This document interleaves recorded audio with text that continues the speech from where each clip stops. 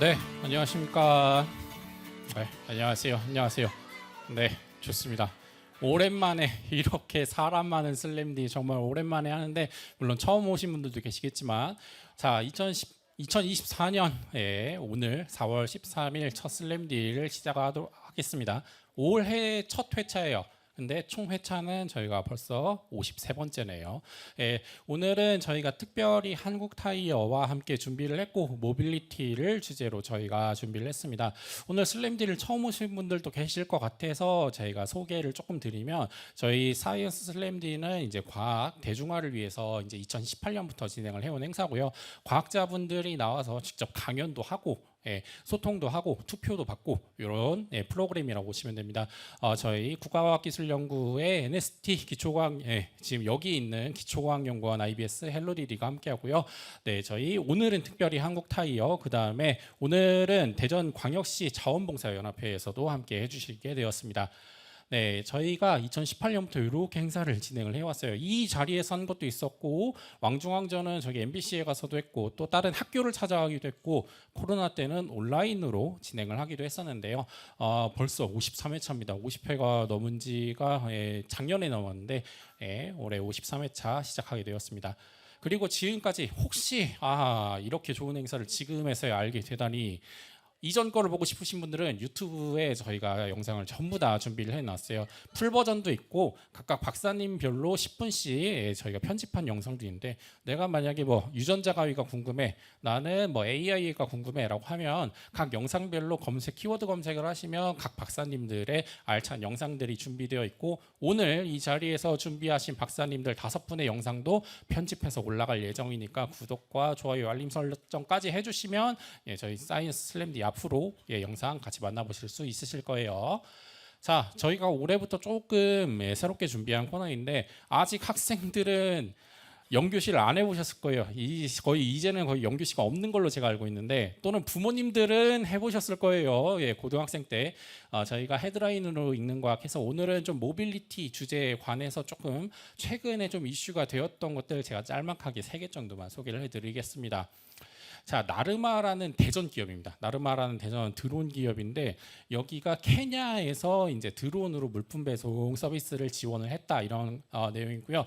병원에서 병원으로 긴급하게 의료용품을 전달을 하는데 드론으로 서비스를 했다고 합니다. 참고로 그 거리는 차로 이동하면 40분 걸리는, 왜냐하면 좀 교통 상황도 안 좋고 또 도로 상태도 안 좋기 때문에 그 거리를 드론으로 3분 만에 물품을 완벽하게 배송을 했다.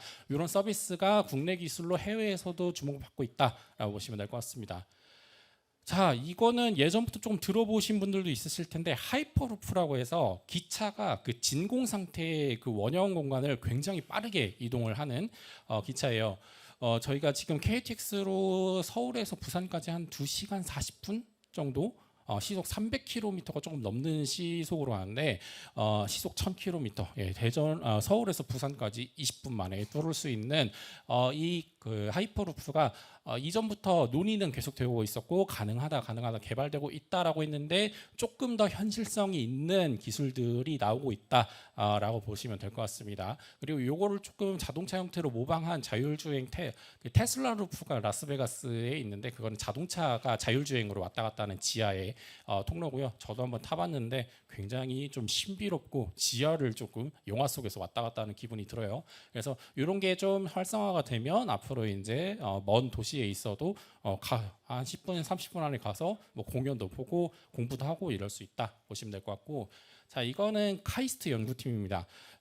자율주행을 할 때 굉장히 중요한 것 중에 하나가 그 물체들을 굉장히 빠르게 판단을 해야 되는데, 그 연구팀이 곤충의 시신경에서 아이디어를 착안을 했다고 해요. 곤충은 눈이 하나처럼 2개처럼 보이지만 사실은 그 겹눈과 홀눈들이 겹쳐 있는 구조죠. 그래서 이렇게 좀 동시에 물체를 빠르게 착안할 수 있는데, 그 아이디어를 얻어서 이것을 AI 로봇 기술에 적용을 했다라는 소식이었습니다. 오늘은 이거는 한 2달 전쯤의 기사예요. 그래서 이렇게 조금 저희가 조금 포인트 될 만한 기사를 3개를 찝어 드렸고, 이 외에도 모빌리티 관련한 기사들은 다양한 언론 유튜브에 유튜브에서도 소개가 되고 있으니까 항상 소식을 접하시면서 저희 트렌드도 알고 꿈도 키워나가시면 좋을 것 같습니다. 자, 오늘의 주제는 모빌리티예요. 모빌리티라고 생각을 하면 보통 자동차, 뭐 비행기, 버스 이렇게 조금 저희가 흔히 말하는 교통수단 정도로만 생각을 하실 수가 있는데, 교통수단뿐만이 아니라 이것을 관리하는 플랫폼이나 시스템까지 모두 총칭한 모빌리티의 기술을 오늘 저희가 5가지 주제로 준비를 했습니다. 그래서 저희가 부제로 잡은 게 집에서 학교까지 뭐 지금은 걸어 다니는 친구도 있을 테고 자동차로 가는 친구도 있을 테고 나중에 대학을 가면 다 원거리로 통학을 하는 분들도 있을 텐데, 집에서 학교까지 뭐 간단하게 5분이면 갈 수 있는 기술이 아직은 조금 멀 수 있지만 차세대에는 조금 현실화될 수 있다라는 저희가 부제를 준비를 해보았고, 오늘 5가지 주제도 굉장히 재밌게 준비를 했습니다. 자, 오늘 저희와 함께 하실 5분을 소개를 해드릴게요. 오늘 항공우주연의 강영신 박사님, 전자통신연구원의 강정규 박사님, 그다음에 한국타이어의 전혜림 연구원님, 한국교통연구원의 정아림 박사님, 한국기계연구원의 최영 박사님이 함께 해주실 예정이고요. 박수로 5분을 무대 위로 모시도록 하겠습니다.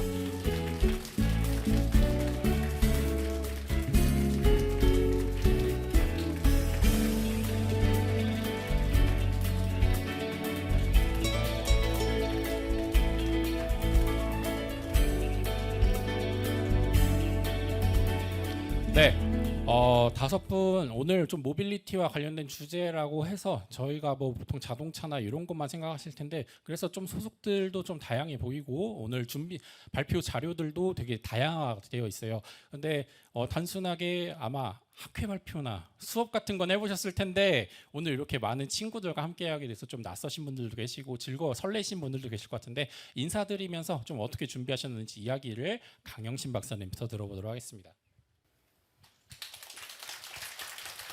안녕하세요. 오늘 다가올 비행 자동차의 세상이라는 주제로 발표를 맡게 된 항공우연의 강영신이라고 합니다. 저는 항공우주연구원에서 미래형 항공기에 대해서 연구를 하고 있고요. 주로 이제 비행체가 이렇게 자동으로 비행을 할 수 있게끔 이렇게 아주 쉽게 조종할 수 있는 그런 제어기를 개발하는 게 주 업무입니다.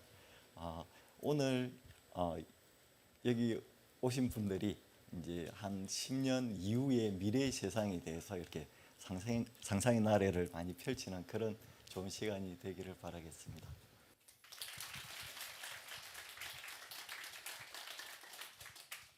네, 안녕하세요. 저는 자율주행진흥연구실 한국전자통신연구원 자율주행진흥연구실에서 연구하고 있는 강정규 연구원입니다.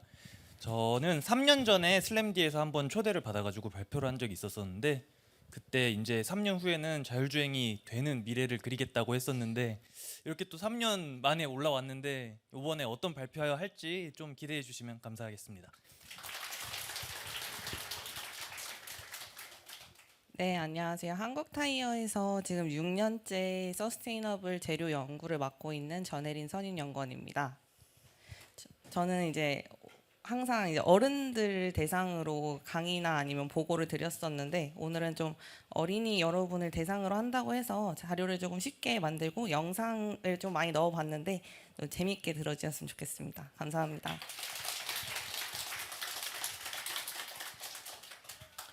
안녕하세요. 저는 한국교통연구원의 정하림이라고 합니다. 우선 말씀하신 것처럼 매번 이렇게 정장 입은 그 아저씨들 앞에서만 발표를 하다가 이렇게 친구들 앞에서 하려니까 좀 더 떨리는 것 같고요. 최대한 좀 재밌게 말씀드릴 수 있도록 하겠습니다. 감사합니다.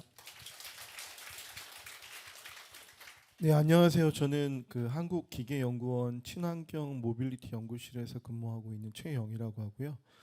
저는 그 수소나 암모니아 같이 이제 탄소가 없는 그런 연료를 사용해서 동력을 발생시키는 그런 장치에 대해서 연구를 진행하고 있습니다. 오늘 굉장히 저도 이렇게 생각했던 것보다 그 초등학생이라고 했는데 더 저학년인 것 같아서 이렇게 제일 연령대가 낮은 분들 앞에서 강연을 하는 것 같아요. 그런데 오늘 저도 최대한 자료는 조금 여러분들이 어려우실 수도 있지만 최대한 쉽게 설명하도록 하겠고, 제가 여러분들만 할 때 꿈이 과학자가 되는 거였고, 고등학생쯤 됐을 때 기계공학자가 되면 좋겠다 이렇게 생각을 했는데 지금 기계공학 연구를 하고 있습니다. 그래서 여러분들도 오늘 과학에 많은 관심을 가지고 나는 과학자가 되겠다는 꿈을 좀 갖는 좋은 시간 되었으면 좋겠습니다. 고맙습니다. 네. 5분의 오늘 좀 색다른 떨림이 있는 발표를 만나볼 수가 있을 것 같고요. 5분은 이따 개인 발표 때 다시 한번 만나 뵙도록 하겠습니다. 그럼 잠시 무대 아래로 다시 모시도록 하겠습니다. 네. 그리고 이어서 안내를 드리면 오늘 저희 이게 순서가 굉장히 중요해요. 나중에 투표까지도 하는데 보통 뭐 오디션 프로그램 보시면은 제일 먼저 나온 사람이랑 제일 마지막에 나온 사람이랑 임팩트가 다르게 남는 것처럼 순서가 굉장히 중요한데 순서 한번 뽑아보도록 하겠습니다. 자, 어떤 분이 포문을 열고 어떤 분이 대미를 장식을 할지 돌려주세요. 이거 바로 보이는 분들이 몇 분이 있는데, 자, 강영신 박사님은 바로 1번에서 시작을 하시고요. 자, 강정규 연구원님이 4번, 네 번째 전혜림 연구원님은 그대로 세 번째로 가시고, 정아림 박사님 두 번째입니다. 두 번째.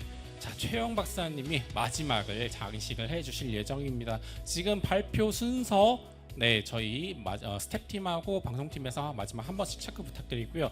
저희 오늘 순서는 이렇게 5분의 발표가 있을 예정이고, 그 다음에 저희가 오늘 좀 상품하고 같이 퀴즈 대회도 한번 준비를 해봤어요.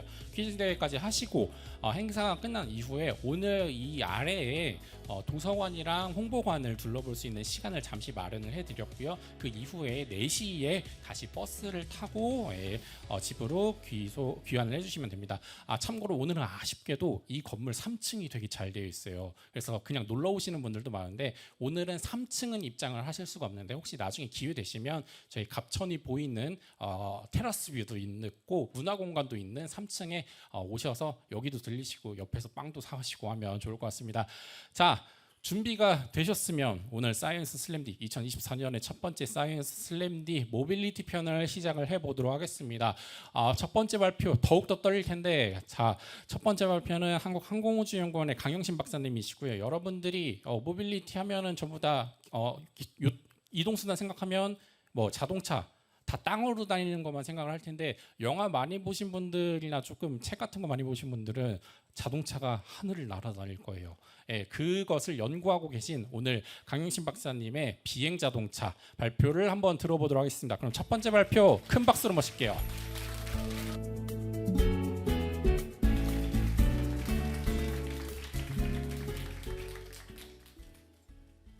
첫 번째 발표라서 많이 떨리네요. 오늘 주제는 다가올 비행 자동차의 세상입니다. 제가 여러분 나이 때 아주 어렸을 때는 우리 동네에 자동차가 한 대도 없었어요. 시골이어서.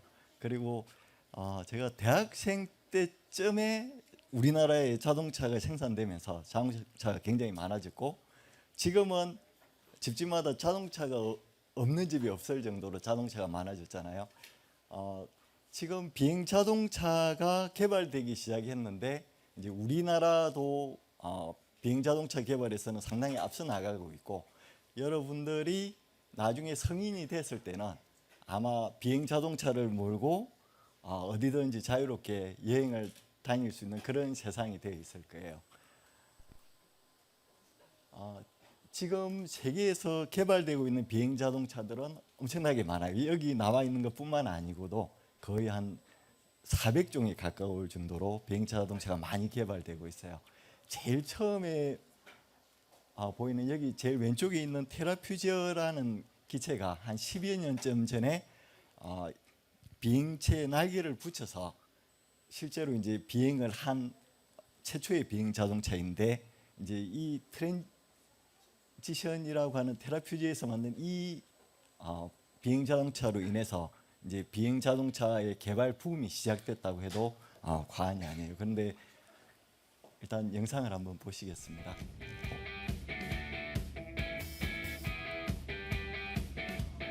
이렇게 도로 위로도 달리고, 그리고 이제 활주해서 비행기처럼 날아가는 비행 자동차예요. 이제 도로를 달릴 때는 이렇게 날개를 접어서 달리고, 비행을 할 때는 날개를 펴서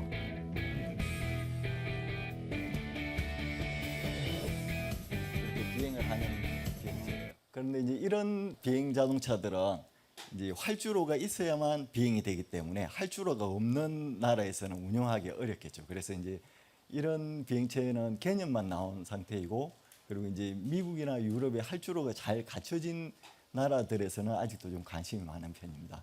그래서 이제 그 활주로가 그러면 활주로 없이 비행할 수 있는 자동차는 어떨까 해서 이제 드론 기술을 이용을 해서 드론을 사람이 탈 만큼 크게 키운 비행 자동차들이 나오기 시작했어요. 여기 이항이라고 하는 업체는 중국 업체이고요. 그리고 이제 볼로콥터는 독일 업체예요. 근데 이제 수직으로 이착륙을 하는 비행기들은 이제 날개가 없기 때문에 여기 모터가 하나 고장 났을 때 안전하게 비행을 할 수 없는 문제가 있고, 그리고 고속으로 비행이 어려운 문제가 있기 때문에 아주 단거리만, 가까운 거리만 날아서 갈 수 있는 문제들이 있었어요. 그래서 이 드론 기술에 그러면 날개를 붙여서 좀 더 빠르게 비행할 수 있는 비행 자동차를 개발을 하자고 해서 나온 게 오토플라이시라고 해서 이제 수직으로 이륙하는 프롭이 이 드론처럼 똑같이 달려 있고, 날개가 달려서 뒤쪽에 보시면 이렇게 밀어주는 프로펠러가 있어요. 그래서 이륙을 하면 밀어주는 프로펠러를 돌려서 이제 앞쪽으로 전진해서 고속으로 비행하는 형태의 비행체가 개발이 됐어요. 그리고 이제 특히 미국 같은 경우에는 이렇게 수직으로 이륙을 한 다음에 이 프로펠러를 앞쪽으로 기울여서 이제 일반 고정익 항공기처럼 빠르게 비행할 수 있는 비행체들이 지금 개발되고 있고, 이제 실제로 상용화를 위한 그 인증 작업에 지금 들어가 있습니다. 이제 미국 캘리포니아에서 그 미 연방 항공청하고 같이 인증 시험을 하는 영상입니다. 이제 지금은 조종사가 타고 이제 여기 착륙 지점에 얼마나 더 정확하게 이렇게 내릴 수 있는지를 계속 반복 시험하면서 이제 이 미 항공청의 이제 그 인정을 받는 그런 시험입니다. 그래서 굉장히 안정적으로 비행을 하고 있고, 지금 여기 조비라는 업체가 이제 가장 앞서 있는 업체이기도 합니다. 그리고 이제 그 이후에 이제 여기 프롭을 고정익일 때 6개를 다 기울이면 이제 고정익에서는 오히려 효율이 많이 떨어지기 때문에 여기 아처나 버티컬 에어로스페이스는 이제 수직으로 이륙을 한 다음에 전방의 프로펠러만 앞으로 이렇게 기울이고, 후방 프로펠러는 끄는 방식으로 해서 이제 기체를 개발을 했습니다.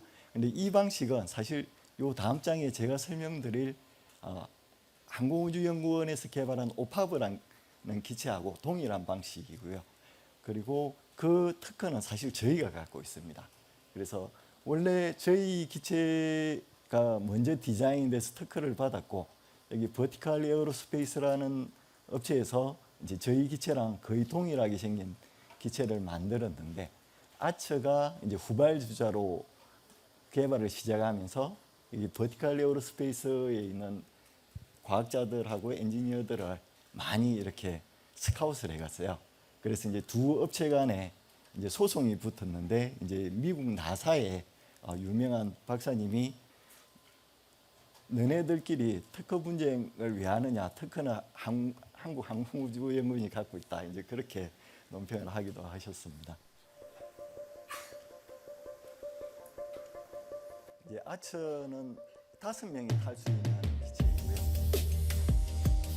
이제 수직으로 이륙을 한 다음에 이제 앞쪽 프롭만 기울여서 날아가는데, 여기도 아직 개발 중이기 때문에 풀 천이 영상은 아직 공개가 되어 있지는 않습니다. 그리고 이제 국내에서 개발 중인 비행 자동차들이고요.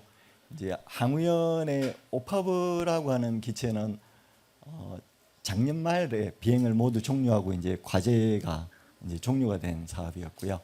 그리고 현대자동차가 수퍼널이라고 하는 미국 현지 법인을 통해서 이런 기체를 개발을 하고 있습니다. 그리고 KF-21 전투기를 만드는 한국항공이라는 회사가 여기 e스퀘어X라고 하는 전기 비행체 개발을 곧 착수할 예정이고요.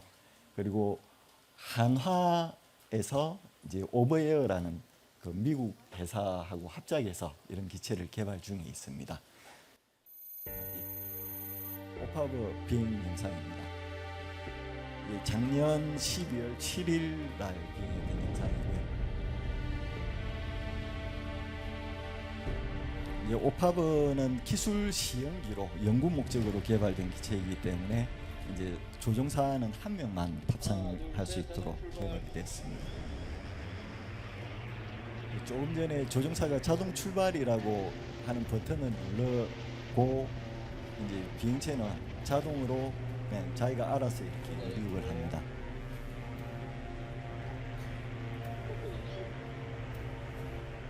이제 활주로가 필요 없이 수직으로 이륙을 해서 이제 고정인 모드로 이 앞쪽에 프로펠러를 기울여서 이제 속도를 넣고요. 그리고 이제 완전히 기울어지고 나면 후방의 프로펠러를 이렇게 꺼져서 이제 동력을 더 이상 안 쓰기 때문에 동력 효율이 좋습니다. 그리고 이제 최대 속도 200km까지 이제 도달을 한 장면이고요.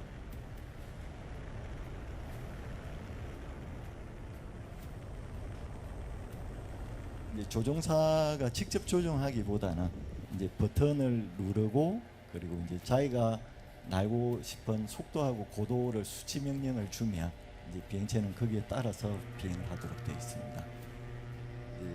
착륙도 자동 도착 버튼을 비행 중에 인가하면 이제 자동으로 활주 이착륙 지점에 이렇게 와서 착륙을 하게 됩니다.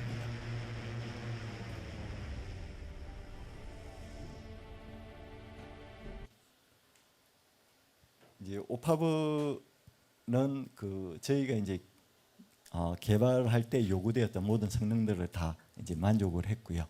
그래서 이제 그 저희가 비행 자동차를 개발을 하면서 이제 안전한 비행 자동차가 되기 위한 조건들을 이제 배웠습니다. 그게 어떤 거냐면 이제 어떠한 조건에서도 안전한 비행이 돼야 된다라는 거고 이제 조종사가 없어도 이제 목적지까지 자율 비행이 가능해야 됩니다. 그래서 지금은 조종사 면허가 있는 사람만 조종을 할 수 있는데 이제 운전 면허 정도만 있는 사람도 쉽게 비행할 수 있는 기체가 돼야 되고요. 그리고 이제 고장이 나더라도 안전하게 착륙할 수 있어야 됩니다. 그리고 활주로가 없어도 수직으로 이착륙이 가능하고 또 빠르게 비행을 해서 목적지까지 빨리 갈 수 있어야 하고요. 그리고 탄소 배출이 없는 이제 친환경 동력 장치를 갖춰야 됩니다. 그래서 이런 조건들을 만족하도록 현재 그 미래의 비행 자동차들이 개발되고 있고요. 아마 여러분들이 성인이 됐을 때는 아마 이런 비행 자동차를 직접 조종을 하면서 일상생활에서 이렇게 사용을 할 수 있을 걸로 기대하고 있습니다. 이상입니다.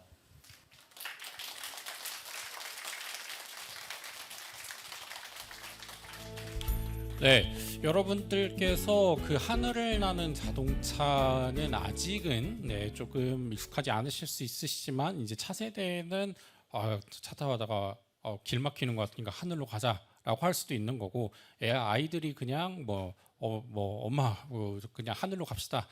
가요라고 했는데 이제 엄마가 고소공포증이면은 조금 이야기는 달라질 수 있겠죠. 자동차가 지금 그게 조금 우려되는 것 같긴 한데 그래도 이제 저희가 항상 꿈으로 하던 이제 교통체증도 사라지고 이제 하늘에서 이제 이동을 하는 그런 모습도 볼 수 있을 것 같고요. 말 나온 김에 저희가 교통체증하고 좀 연관지어서 두 번째 발표가 좀 이어질 것 같아요. 이거는 부모님들도 좀 알아두시면 굉장히 좋은 팁이자 강연이 될 것 같습니다. 저희 두 번째 발표는 저희 한국교통연구원에서 정아림 박사님께서 준비를 해주셨고요. 저희 메스라고 하는 저희 시스템이 있는데 그거를 한번 같이 소개를 해주신다고 합니다. 그러면 두 번째 발표 큰 박수로 모시도록 하겠습니다.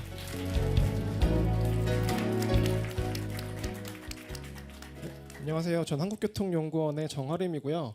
오늘 그 모빌리티 서비스 마스에 대해서 말씀을 드리려고 해요. 근데 이 통합 모빌리티 서비스에 대해서 말씀드리기 전에 먼저 모빌리티가 뭔지에 대해서 말씀을 드리고, 그다음에 도대체 마스가 그러면은 뭔데, 왜 갑자기 태어나온 건데, 이런 좀 스토리에 대해서 말씀을 드린 다음에 전국에서 마스가 어떻게 진행되고 있는지 순으로 말씀을 드리도록 하겠습니다.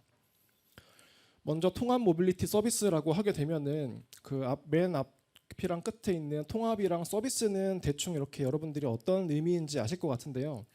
모빌리티가 뭐냐라고 딱 집어서 설명해줘라고 했을 때 뭔가 이게 애매하고 두리뭉실한 느낌이 있는 것 같아요. 그래서 모빌리티 같은 경우에는 사전적으로는 유동성, 이동성이란 의미인데, 얘를 대입해 보면은 통합 이동성 서비스, 아직까지 뭔가 의미가 명확하게 와닿지가 않잖아요. 그래서 여기서 그 제가 지금부터 말씀드린 거는 모빌리티는 이동하기 위한 수단, 그리고 수단을 제공하는 서비스라고 이해해 주시면 될 것 같아요. 그래서 통합된 어떤 이동하기 위한 수단이랑 이런 서비스들이 통합된 뭔가 새로운 어떤 무언가가 있다라고 이해하시면 될 것 같고, 다음으로는 이제 그럼 이 통합 모빌리티 서비스 마스가 도대체 왜 생겨났는지에 대해서 말씀드리겠습니다. 혹시 여러분들 학교에 가실 때 어떻게 가시나요? 아까 말씀하신 것처럼 걸어가시는 분들도 많을 거고, 버스나 아니면 이런 지하철 타시는 분들도 많을 것 같은데, 저 같은 경우에는 초등학교, 중학교, 고등학교, 대학교까지 전부 다 버스나 지하철을 항상 탔거든요.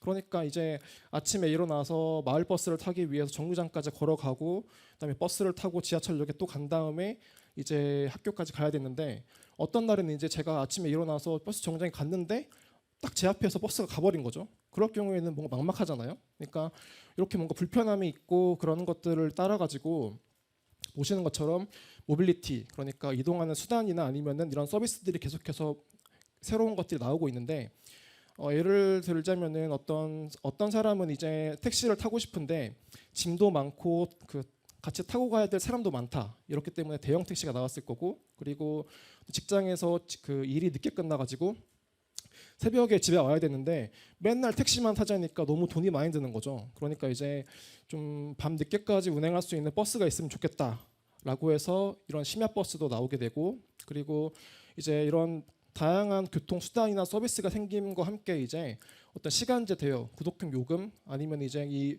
그 서비스를 이용한 요금을 결제하는 방식도 바뀌고 있죠. 마일리지로 결제한다든지, 아니면은 그 요즘에는 거의 모든 사람들이 휴대폰 쓰고 있으니까 통신사에 할인을 받아가지고 결제하는 방법 같이 이렇게 요금을 결제하는 방법도 바뀌고 있습니다.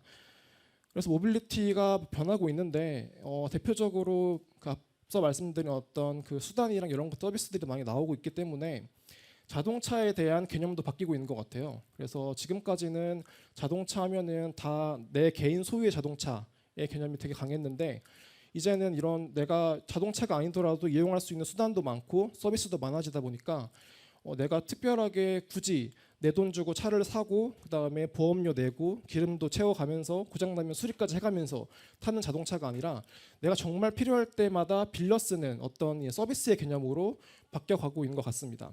그래서 어떤 렌터카라든지 많이 아시는 쏘카 같은 이런 서비스들이 많이 발생하고 있고요.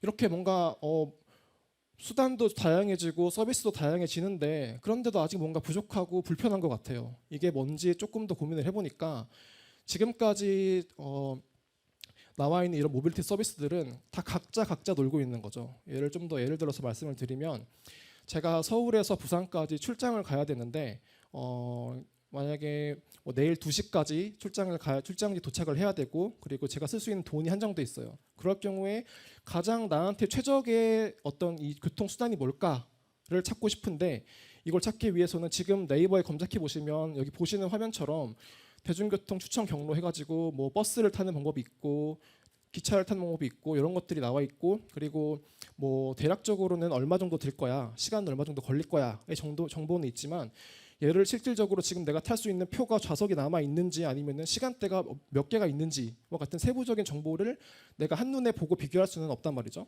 그렇기 때문에 이것들을 각자 보고 비교한 다음에 오른쪽에 보시는 것처럼 어플을 다 받아서 가입하고 예약하고 결제하고 이렇게 다 개별적으로 해야 되는 게 너무 불편했는데, 이런 통합 모빌리티 서비스 마스의 개념이 도입되면은 이제 보시는 것처럼 이렇게 하나의 선물 박스처럼 우리가 이용할 수 있는 다양한 수단이라든지 서비스가 하나의 어떤 어플리케이션이 됐든 아니면은 시스템이 됐든 이러한 체계 안에서 뭐 렌터카, 기차, 택시, 버스 그리고 심지어는 여기 보시는 공유 자전거 그리고 전동 킥보드까지 다 한 번에 예약할 수 있고 비교하고 호출하고 결제까지 가능한 게 마스라고 보시면 될 것 같습니다. 그래서 다시 한번 말씀드리면은 지금까지는 어떤 제가 뭐 출발지랑 목적지가 정해져 있을 때 어떤 걸 타고 가야 되지? 어떤 게 나한테 가장 좋지라는 거를 찾으려면은 보시는 것처럼 왼쪽에 보시는 것처럼 다 직접 검색하고 비교한 다음에 어플 다 설치하고 가입하고 예약하고 결제하고를 따로따로 해야 됐는데 이거를 한 번에 할 수 있는 그 어떤 시스템 어플이 등장했다. 이게 마스라고 보시면 될 것 같고요. 그리고 이 마스의 개념에 대해서 지금까지 말씀을 드렸는데 얘를 동영상으로 보시면 좀 더 이해가 잘 되실 것 같아요. 모든 교통수단 예약 및 결제 가능. 교통 서비스 혁신 어플 K마스를 소개합니다. 고고!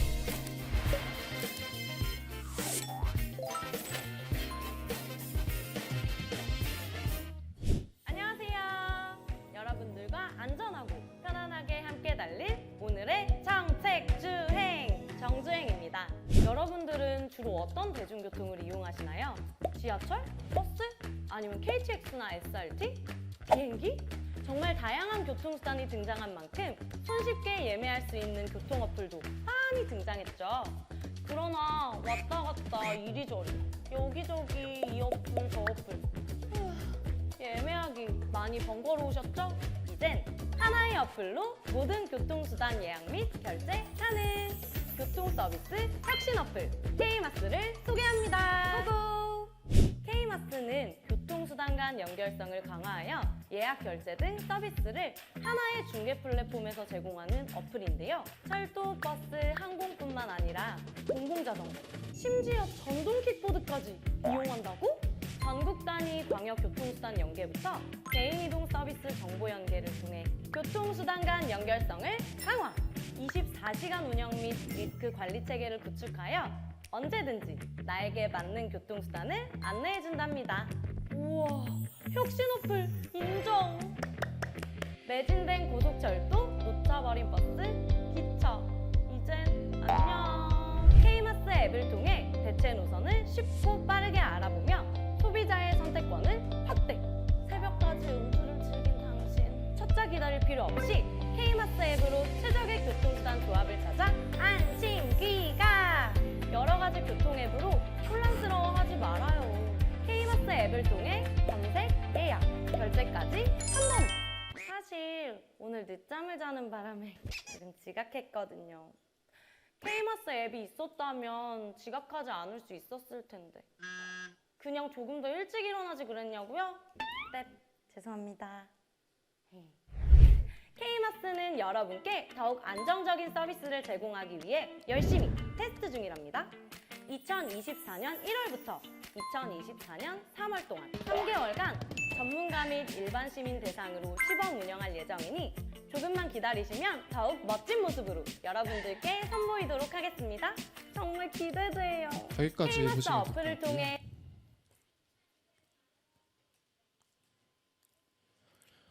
방금 보신 동영상은 한국도로공사 아마 어머님들 아버님들 다 아실 텐데 그 고속도로 관리하는 기관에서 만든 K마스라는 거고요. 그거랑 함께 이제 전국에서도 인천, 세종, 대전, 뭐 부천, 순천, 뭐 강릉, 대구, 부산 이런 각지의 어떤 지자체들에서도 뭐 지역의 특성에 따라서 관광형 마스 아니면은 도심 내에서 이동에 초점을 맞춘 도심 내 뭐 마스 이런 것들을 지금 만들어 가고 있고 그리고 이제 그 현재 앞에서 설명드린 모든 서비스들이나 수단들이 원활하게 다 연계가 되고 있는 상황은 아니고 발전해 가고 있는 상황이라고 보시면 될 것 같습니다. 그래서 이런 것들 혹시 아마 시범 사업 같은 것들을 접하실 수 있는 기회가 있으면 써보시고 의견을 주시면 이게 좀 더 실질적으로 좀 발전하는 데 도움이 많이 될 것 같고요. 그래서 이런 것들이 좀 더 발전하게 된다면은 실제로 우리가 좀 바쁘게 살아가는 그 도시 생활할 때 이제 좀 더 안전하고 빠르고 그리고 우리가 원하는 수단 다 이용해 가지고 할 수 있는 어떤 좋은 시스템이 될 수 있을 것 같습니다. 제가 준비한 내용 여기까지고요. 들어주셔서 감사합니다. 네, 굉장히 흥미로운 서비스입니다. 저 같은 경우에도 일을 하면서 뭐 타 지역으로 출장을 갈 때 뭐 기차 따로 예매하고 가서 표 따로 또 따로 끊고 어떤 데는 좌석이 없어서 뭐 다른 노선을 이용하고 하기도 하는데 굉장히 편리할 것 같고 부모님들도 뭐 이제 아이들이랑 어딜 간다거나 할 때 이용을 해보시면 좋을 것 같고 이제 본격적인 서비스가 시작이 되면 마스 한 번 더 기약을 해주시면 될 것 같습니다. 자, 저희 다음 발표는 한국타이어의 저희 전혜림 선임연구원이 준비를 해주셨고요. 여러분들이 자동차 하면 자동차의 외형이나 또는 내부에 있는 시스템만 생각하지 보통 타이어를 그렇게 이렇게 그냥 소모품 정도로 생각하시는 경우가 많을 텐데 타이어에 숨겨진 과학 기술이 굉장히 많고 활발한 연구가 이루어지고 있다고 합니다. 오늘 한국타이어의 전혜림 선임연구원님과 함께 미래의 타이어를 한번 만나보도록 하겠습니다. 그러면 세 번째 발표 큰 박수로 모실게요.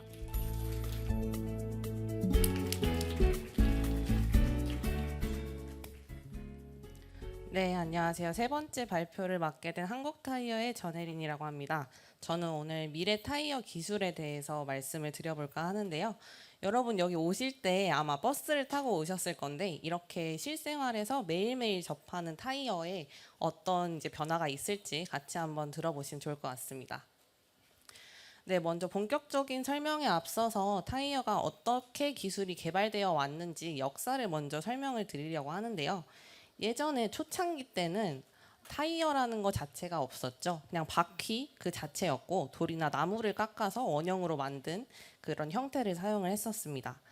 1800년대에 들어서 그 찰스 구디어라는 사람이 고무를 개발을 하게 되면서 이렇게 나무 바퀴 틀에다가 고무를 덧댄 최초의 타이어를 개발을 하게 되고요.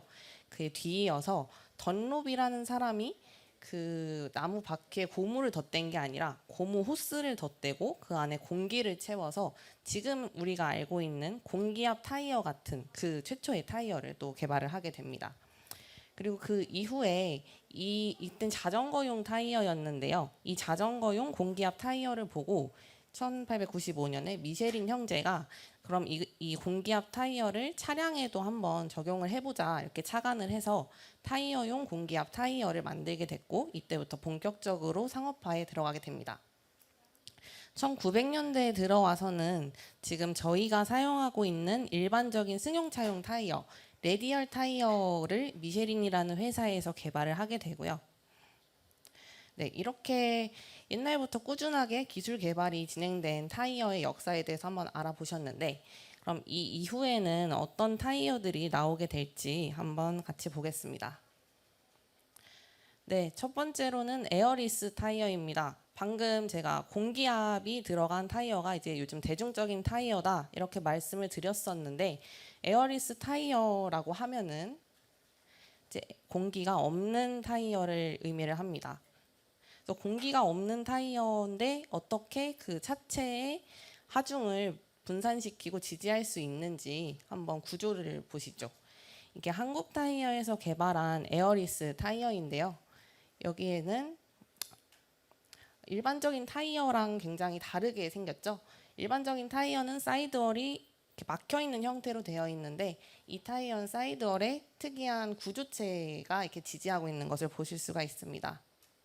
그래서 에어리스 타이어는 공기가 안 들어간 비공기입 타이어인데 공기압 대신에 하중을 지지할 수 있도록 구조체를 사용해서 이렇게 만들어진 타이어라고 보시면 됩니다.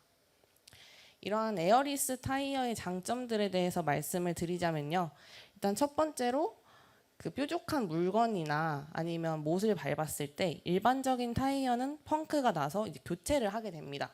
근데 에어리스 타이어 같은 경우에는 공기압이 들어간 타이어가 아니기 때문에 이러한 그 펑크가 날 우려가 자체가 없고요.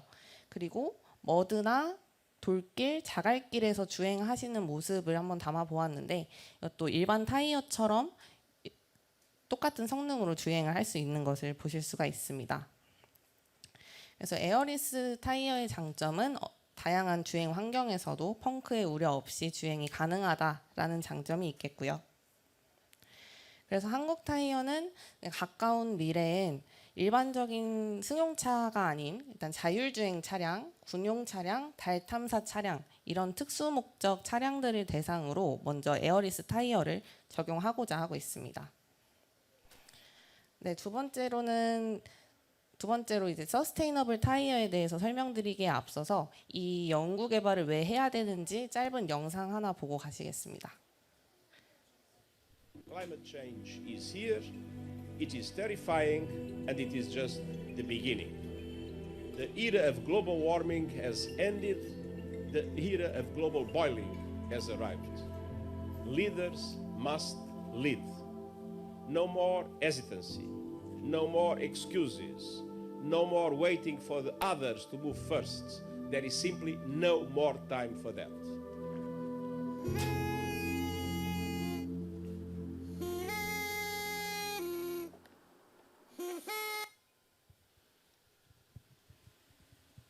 네, 방금 유엔 사무총장이 작년에 한 연설의 영상을 보셨는데요. 작년 여름이 굉장히 덥고 비도 엄청 많이 왔었던 걸로 기억을 합니다.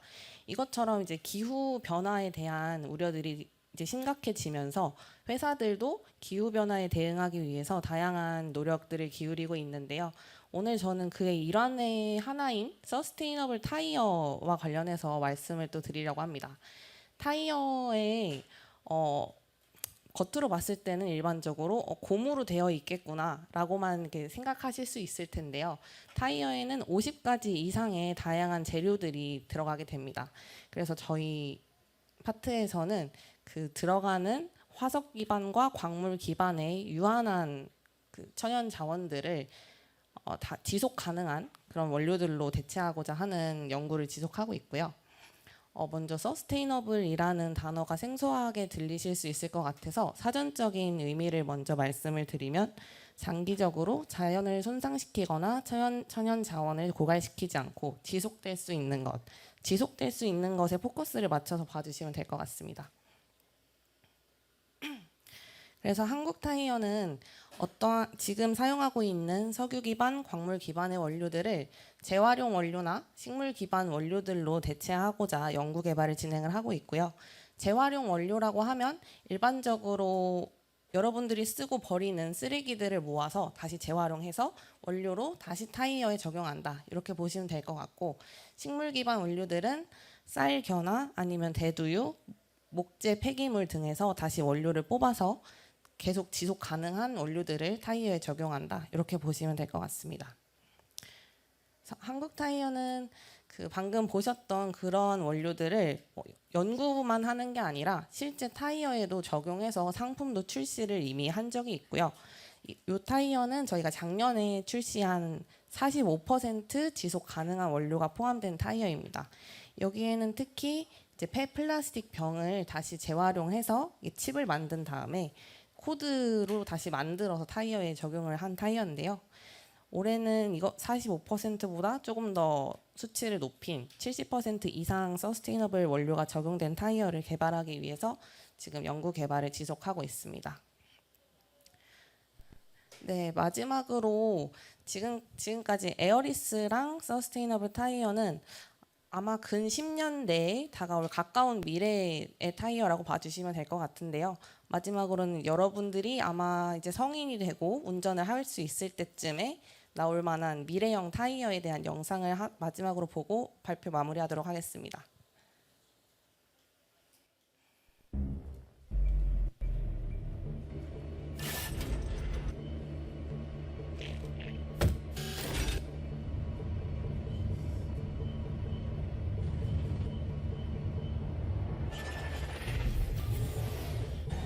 마침내 타이어의 매너리즘을 접고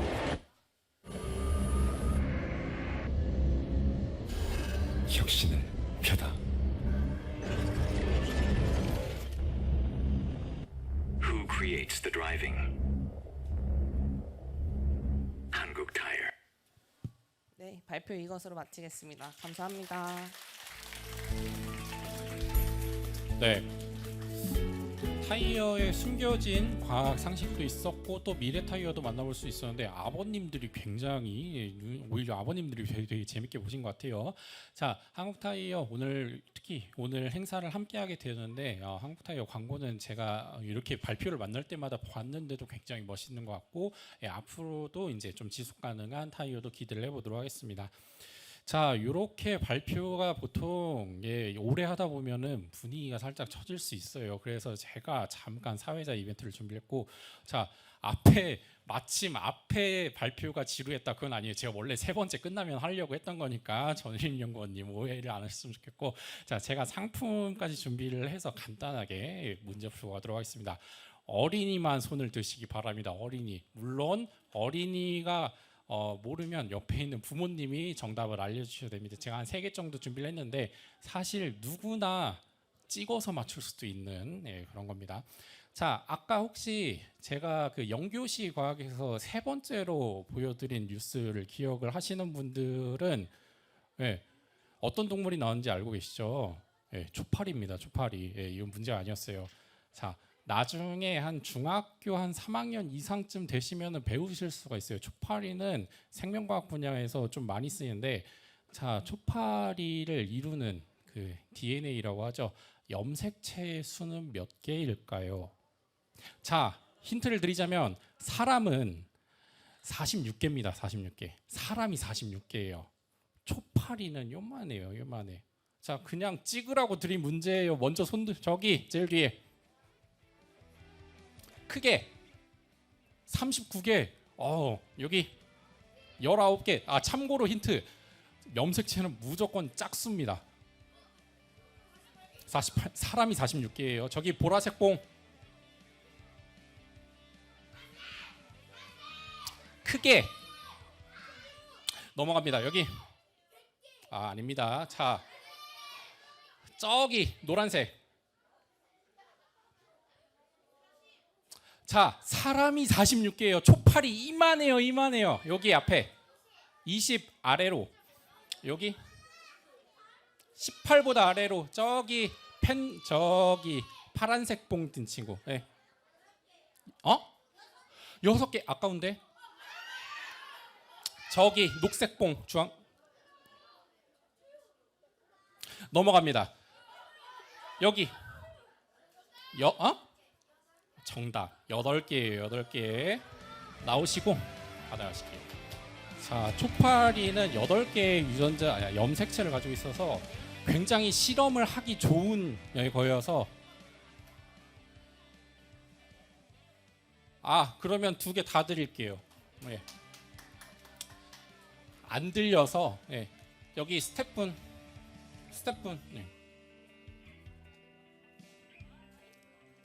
자, 소리를 막 지른다고 해서 제가 전달을 드리진 않아요. 자, 다음 문제 드리도록 하겠습니다. 이거는 학생들이 아직 어리니까 제가 동물 문제로 준비를 했어요. 근데 추측을 하셔야 돼요. 자, 참고로 기회 2번 안 드립니다. 자, 제가 빙의를 해서 이 동물인 것처럼 설명을 드릴게요. 자, 예시를 들어서, 자, 저는 힌트는 점진적으로 쌓일 거예요. 자, 예를 들어서 이거는 동물은 아니고, 자, 저는 예를 들어서 식물입니다. 자, 그럼 여기까지 모르시겠죠? 그러면 그 다음 힌트, 저는 나무예요. 그러면 식물 중에서도 나무인 걸로 좀 이렇게 압축이 되실 거예요. 자, 저는 단풍이 듭니다. 이런 식으로 힌트를 줄 거예요. 그러면 이제 뭐 침엽수 같은 거 제외하고 이렇게 했을 때 압축을 해가시면서, 자, 어떤 분은 뭐 은행나무, 어떤 분은 단풍나무 이렇게 하시는 것처럼 하시면 되고, 이걸 동물로 힌트를 드리도록 하겠습니다. 자, 1번. 저는 알을 낳습니다. 자, 저 뒤에 노란색.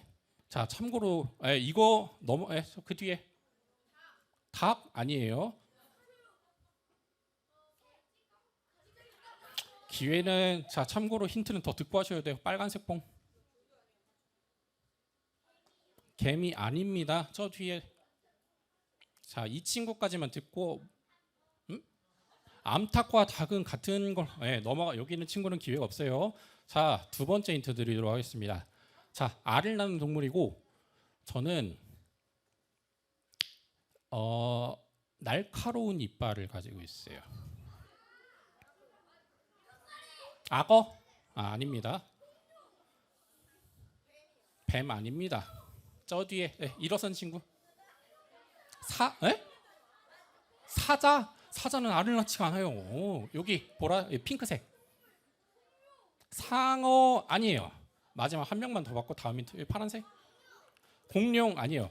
자, 근데 제가 힌트를 드리려고 했어요. 자, 세 번째 힌트 드리도록 하겠습니다. 저는 인류 역사상 저를 본 사람이 한 명도 없습니다. 자, 힌트 하나 드릴게요. 공룡은 맞아요. 공룡 중에서 뭘까요? 제가 생각하고 있는 게 여기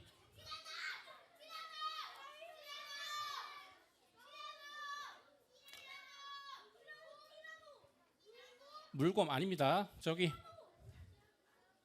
오케이 나오세요. 오케이 좋습니다. 자, 손을 드신 친구 중에 제가 기회를 드린 친구에서 정답을 나오는 걸로 할게요. 자, 마지막은 조금 노멀한 보편적인 이벤트지만 보통 이런 거 많이 하죠. 사회자랑 가위바위보 하는 거. 이거는 다 같이 하시라고 어른들도 다 같이 손 드시고. 자, 저 다 보고 있어요. 여기서 다 보여요. 누가 거짓말하는지 다 보이거든요. 자, 이겨야 되냐 져야 되냐 아니요. 저랑 비기시는 분, 저랑 똑같은 거 내시는 분만 찾겠습니다.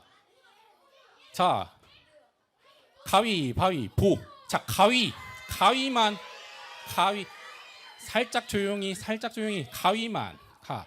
자, 가위바위보. 보자기. 자, 가위 손 내려. 가위 손 다 보여요 여기서. 자, 가위바위보. 보자기만. 오케이, 한 번만 더 합시다. 한 번만. 가위바위보. 가위. 자, 가위 잠깐 일어서 볼까요? 가위. 오케이, 좋아요. 하나, 둘, 셋, 4명. 자, 저기 5명까지. 자, 가위바위보. 가위. 한 명 남았나요? 어디 지금 가위 있는 사람? 근데 왜 앉아 있어? 오케이, 2명만 일어서 볼게요. 여기 2명 일어서고. 가위 든 친구 없나요? 지금 아까 요 친구 하나 끝이에요. 그럼 마무리하도록 하겠습니다. 오케이, 스태프 전달 드리고. 자, 여기까지만 하고, 이건 중간 이벤트였고 이따도 선물은 여러 개가 준비가 되어 있으니까 끝나고까지 계속 집중을 부탁을 드릴게요. 자, 잠시 쉬어가긴 했지만 이 흐름, 아직 조금 흥분해 하셨을 텐데 이 흐름을 이어서 4번째 발표를 진행을 하도록 하겠습니다. 4번째 발표는 여러분들이 뭐 하늘을 나는 것도 봤고 교통 시스템도 봤고 하는데 요즘 되게 핫한 게 자율주행 자동차예요. 자율주행 자동차는 빼먹을 수 없는 게 판단을 하고 스스로 운전도 하고 멈출 줄도 알아야 되는데, 자, 인공지능에 관련된 연구를 하고 있는, 스스로 움직이는 모빌리티를 연구를 하시는 저희 강정규 박사님을 모시도록 하겠습니다. 그러면 4번째 발표 큰 박수로 한국전자통신연구원의 강정규 박사님을 모시겠습니다. 네, 안녕하세요. 저는 한국전자통신연구원에서 자율주행지능연구실에서 자율주행 자동차 연구하고 있는 강정규 연구원이라고 합니다. 오늘 저는 스스로 생각하고 움직이는 모빌리티가 그리는 미래라는 주제로 말씀드리도록 하겠습니다. 그래서 저는 현재 한국전자통신연구원에서 한 10년 정도째 이제 자율주행을 연구하고 있고요. 그래서 오늘 저는 이 자율주행이란 무엇인가, 그리고 이게 왜 이렇게 어렵고 왜 아직도 우리에게 오지 않았는가, 그리고 이게 결국 우리한테 왔을 때 어떻게 우리 삶이 변할 수 있는지, 그리고 현재 이미 자율주행이 어느 정도는 저희한테 다가왔는데 어떻게 작동하고 있는지 좀 말씀드리도록 하겠습니다. 그래서 제일 먼저 자율주행 자동차가 무엇일까라고 할 때, 자율주행 자동차는 제가 생각하기에 사람들한테 설명해 주기가 정말 편해요. 왜냐면 자율, 스스로, 주행, 운전하는 자동차. 그러니까 여기 동영상에서 보이듯이 누가 운전석에 앉아서 이렇게 핸들이나 페달을 하지 않고도 알아서 움직이는 자동차. 이제 자율주행 자동차라고 합니다. 그래서 근데 우리가 이런 거를 왜 그렇게 만들어야 되나? 이런 걸 생각할 때 이 자율주행에도 다양한 단계가 있는데 이제 보시다시피 이제 레벨 0에서부터 5까지. 근데 우리가 생각하는 스스로 운전하는 자동차는 보통 여기 레벨 3부터 시작을 해요. 근데 레벨 3에서는 차가 알아서 가지만 누군가 운전석에 꼭 앉아가지고 이상한 상황이 벌어졌을 때 운전을 해야 돼요. 근데 그러면은 무슨 뜻이냐면은 운전을 할 줄 아는 사람이 운전석에 앉아 있어야 된다. 요런 건데 요 레벨 4와 레벨 5부터는 이 운전을 하는 사람이 운전석에 안 앉아 있어도 돼요. 이 무슨 뜻이냐면 여러분들 혹시 여기 운전면허 있는 친구 있으신가요? 저기 있는 친구가 있네요. 재밌는 게 저도 운전면허가 없거든요. 저도 운전을 할 줄 모르는데 여기 레벨 4와 5부터는 운전면허가 없는 사람도 스스로 차를 탈 수 있는 그런 환경이 될 수 있다라는 부분에서 레벨 4와 5부터 완전히 다른 모습이 벌어질 거라는 걸 우리가 기대하고 있어요. 그래서 자율주행이 어떠한 기술들이 포함되나 여기 운전할 줄 아는 친구가 있었는데 한번 생각을 해보시면 좋을 것 같아요. 운전을 할 때 어떠한 순서로 우리가 고민을 하나. 맨 처음에는 봐요. 주변을 봐야 돼. 내가 어디에 있고 주변에 어떤 것들이 있는지를 인지해야 됩니다. 그 다음에는 앞에 차가 있구나. 그럼 내가 저 차에 들이박을 수는 없으니까 저 앞에까지 가서 멈춰야겠구나. 이런 생각을 판단을 해야 돼요. 그리고 이렇게 주변을 이해를 하고 판단까지 했으면은 이제 실제로 이 브레이크랑 이 핸들을 돌려가지고 그 앞에까지 가서 멈춰야 되거든요. 그래서 이렇게 세 개, 인지, 판단, 제어, 세 가지 기술을 이제 포함해서 운전을 하게 됩니다. 그래서 여기서 이제 막간을 사용해서 제 자기소개를 다시 하자면은 저는 인지를 개발하고 있어요. 그래서 보시다시피 이 주변에 차선 같은 게 어디 있는지, 차가 어디 있는지, 아니면 내가 지금 지도상에서 어디를 달리고 있는지, 아니면 주변에 있는 차들이 저게 지금 신호를 보고 멈춰 있는 건지, 나를 보고 멈춰 있는 건지, 아니면은 그것도 아니라 주차를 해놓고 나가버린 건지, 이런 것들을 인식하는 기술을 개발하고 있습니다. 그래서 자율주행은 이렇게 제가 설명드렸듯이 다양한 기술들이 포함돼서 작동하는 기술인데 요게 왜 이렇게 많은 사람들이 열심히 하고 있는데 어려운가에 대해서 좀 말씀을 드려보려고 해요. 그래서 제가 어디 가서 자율주행 연구합니다라고 얘기하면은 되게 좋은 게 뭐냐면은 사람들이 궁금해 해줘요. 와, 너무 재밌겠다 자율주행 연구하면은. 그러면서 꼭 물어보거든요. 근데 자율주행 도대체 언제 돼요? 언제 돼요? 무조건 물어보거든요. 그러면은 이제 저희 연구실에 사람들이 되게 다양한데 다 각자의 답변이 있어요. 근데 저는 항상 뭐라고 답변하냐면 3년 후에 된다. 3년 내에 자율주행 된다. 라고 답변을 드리고 있어요. 근데 이제 그게 문제가 뭐냐면은 제가 자율주행 연구를 10년째 하고 있는데 10년 동안 똑같은 답변을 드리고 있어요. 3년 후에 된다. 3년 후에 된다. 근데 이게 저만 그런 게 아니라 뭐 꾸준히 2012년에도 5년 내에 된다. 2015년에도 3년 내에 된다. 2014년에도 2에서 3년. 다 몇 년 내 된다라고 하는데 안타깝게도 아직도 여러분들이 자율주행차를 타보진 못하셨을 거예요. 그래서 이렇게 좀 자율주행이 되게 어려운 부분들이 많다는 점 좀 말씀드리고 싶었어요. 근데 이렇게 어려운 거를 왜 우리는 이렇게 열심히 하려고 하는가? 이렇게 어려운데 왜 우리가 이걸 이렇게 이악 물고 다들 달려들어서 하려고 하는가? 왜 자율주행이 되면 우리 인생이 얼마나 많이 바뀌길래 이걸 이렇게 하려고 하는가를 좀 말씀드리려고 하는데 혹시 여기 자율주행 자동차 타보신 분이 계실까요? 여기 또 있어. 뭐 다양한 경험을 해보신 친구들이 많이 있는데 저 예를 들어 우리가 한번 상상을 해봅시다. 자율주행 자동차. 저는 오늘 여기 이제 저는 자전거 타슈를 타고 여기에 왔거든요. 만약에 그게 아니라 자율주행 차였으면은 핸드폰을 사용해서 현재 내가 있는 곳을 딱 찍고 오고 싶은 곳 여기 IBS 과학문화센터를 딱 찍고 그 다음에 이제 자율주행 차를 딱 부르고 그 다음에 시간 되면은 이제 딱 집 앞에 나가면은 자율주행 차가 와 있고 그냥 그걸 타고 여기로 오면 되는데 제 지금까지 말씀드린 설명은 카카오 택시에서 똑같이 할 수 있어요. 카카오 택시에서 기사님한테 인사만 안 하면은 자율주행차랑 똑같은 효과를 볼 수 있거든요. 근데 요런 걸 왜 그렇게 우리가 열심히 하려고 하는가? 그래서 우리가 좀 고민해봐야 될 거는 완전 자율주행 자동차들이 이렇게 많아지면은 이렇게 개인이 겪는 경험이 아니라 사회가 어떻게 변할 수 있는가, 도시가 어떻게 변할 수 있는가, 이런 걸 조금 생각해 보셔야 돼요.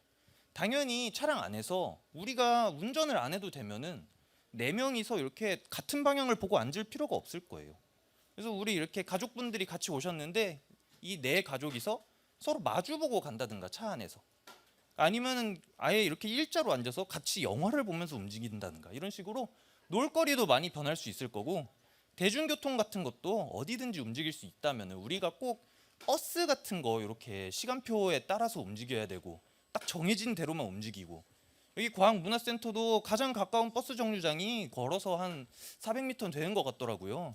그래서 그런 것들, 대중교통의 형태도 당연히 많이 변할 거고, 여행 산업 같은 것도 여러분들 어디 놀러 간다라고 하면은 차를 끌거나 아니면 대중교통, 기차, 버스를 타고 움직여야 될 텐데, 만약 자율주행 자동차라면 저 같으면은 뭐 한 8시간 걸리는 데를 놀러 갈 때 밤 12시에 출발해서 한숨 푹 자고 일어났을 때 아침 8시에 도착해 있는 그런 여행을 좀 즐기고 싶을 것 같아요. 그리고 당연하겠지만 각종 물류 산업 같은 거, 배달, 이런 것들 당연히 엄청나게 달라지게 되겠죠. 이런 것들은 사실은 당연히 달라지는 것들이고, 그 외에도 예를 들어 우리가 다 자율차가 보급화가 됐다면 우리가 차를 가져야 될까요? 가족당 차가 한 대씩 있어야 될까요? 어쩌면은 여기 있는 어린이 친구들도 그냥 아무 때나 타고 싶으면 탈 수 있으니까 그런 것들이 다 공용으로 사용될 수도 있을 거라고 생각을 하고요. 그러면 또 자율차들이 다 자율차라면, 뭐 세상 모든 자동차들이 주차 공간 같은 게 우리가 필요할까요? 필요하면 부르면 되고, 다 탔으면은 그 차는 또 딴 사람 태우러 가면 되고, 그럼 이제 건물의 주차 공간 같은 것들도 새롭게 활용할 수 있겠죠. 이렇게 주차 공간을 새롭게 활용할 수 있다면은 도시의 모습도 많이 달라질 거예요.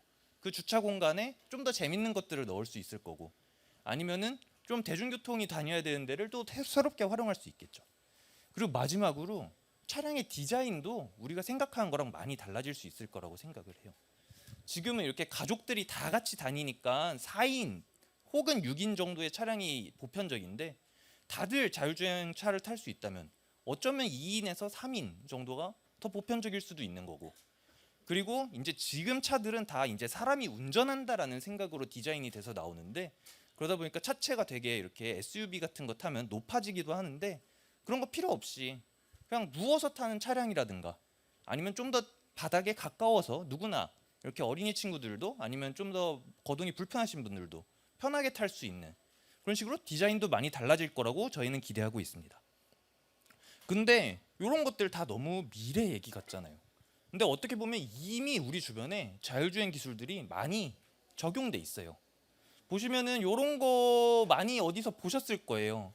이렇게 뭐 음식 같은 거 배달해주고, 아니면은 저는 최근에 이렇게 애슐리 가니까 이렇게 뷔페에 다 먹은 접시들 놓는 자율주행 이런 서빙 로봇들 있더라고요.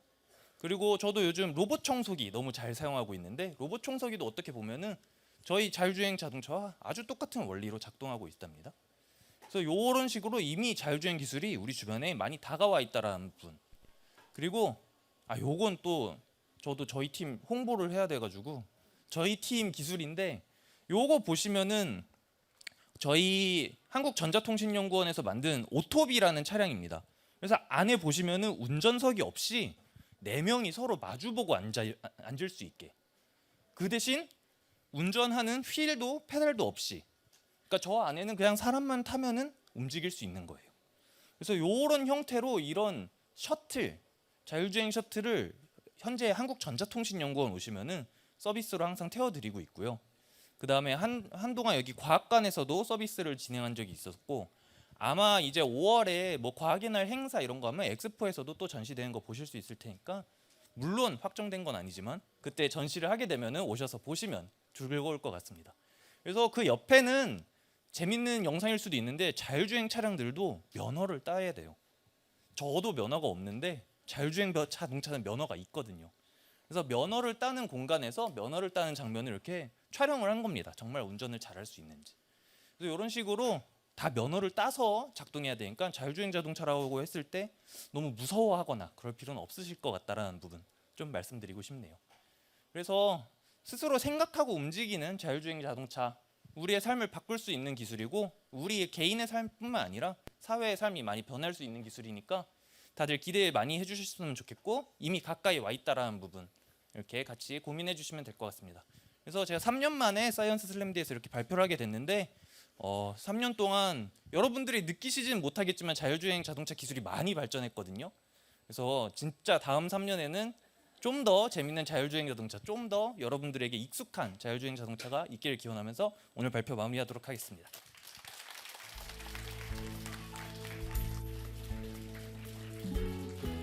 네, 저희 강정규 박사님은 2027년 슬램디에서도 저희가 불러보는 걸로 하겠습니다.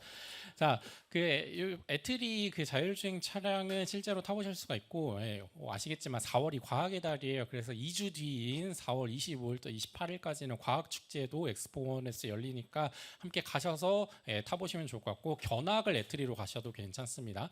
네, 그리고 요게 만약 정말 상용화가 된다면 부모님들은 보셨을 수가 있는데 그 탐 크루즈가 나온 영화 중에 마이너리티 리포트라는 영화가 있어요.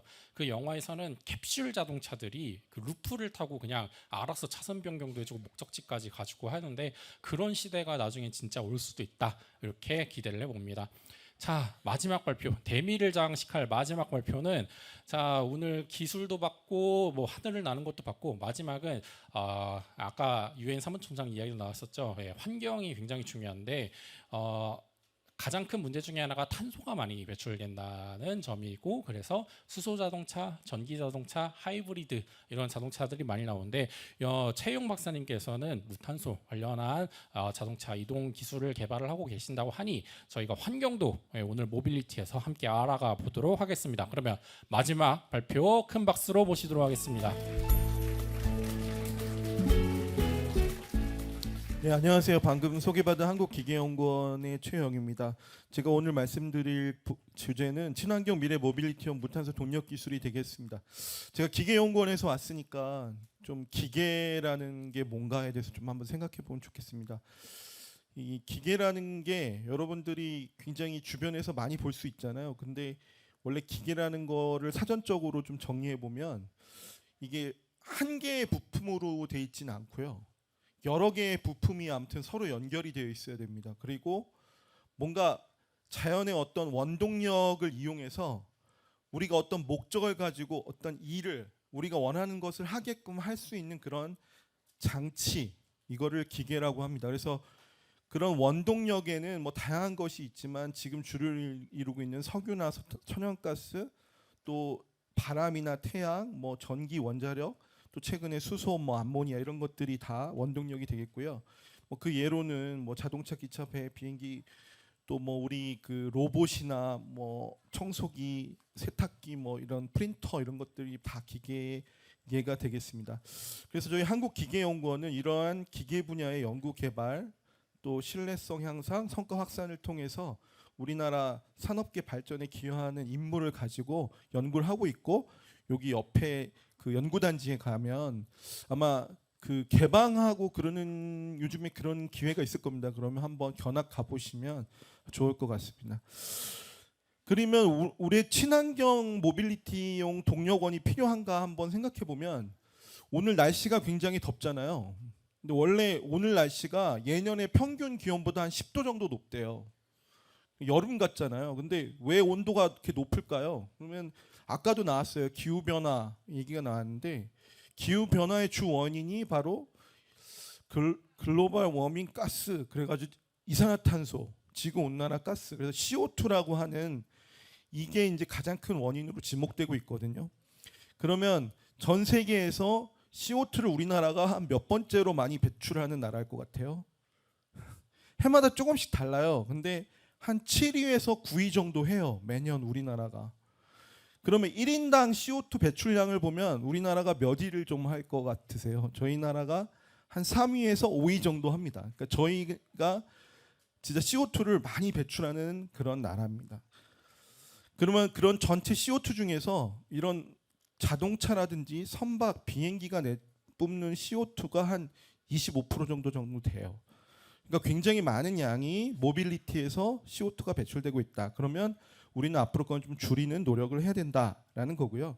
그래서 우리나라 환경부에서는 친환경 자동차라는 걸 정의를 했어요. 이 세 가지가 우리나라 법령에 의한 친환경 자동차입니다. 그래서 하이브리드 자동차, 전기 자동차, 수소 연료 전지 자동차. 그래서 여러분 하이브리드라는 게 무슨 뜻일까요? 하이브리드라는 것은 한 개가 아니라 두 개라는 뜻이에요. 어떻게 보면. 그래서 두 개가 뭐냐? 그래서 저희가 우리나 지금 대부분의 자동차 이 시중에서 볼 수 있는 대부분의 자동차들은 내연기관이라고 하는 그 일반 그 엔진이라고 하는 거를 다 탑재하고 있습니다. 그래서 거기서 우리가 주유소에 가가지고 석유라든가 아니면 뭐 LPG라든가 이런 연료를 거기다 넣어줘야 돼요. 그래서 가솔린을 넣든 디젤을 넣든 그럼 차가 가요. 그렇죠. 그렇지만 그 뒤에서 그 테일 파이프라고 하는 데서 뭐가 나와요. 거기서 CO2가 나와요. 그래서 그거를 좀 줄이기 위해서 하이브리드라고 하는 거는 여기에 배터리하고 모터를 좀 달았어요. 그래서 엔진하고 이 배터리하고 모터하고 같이 조합을 해서 달리는 그런 자동차예요. 그래서 효율이 굉장히 높아요. 효율이 높다는 얘기는 우리가 가솔린이나 디젤을 1리터를 넣으면 더 많이 가는 거죠. 멀리.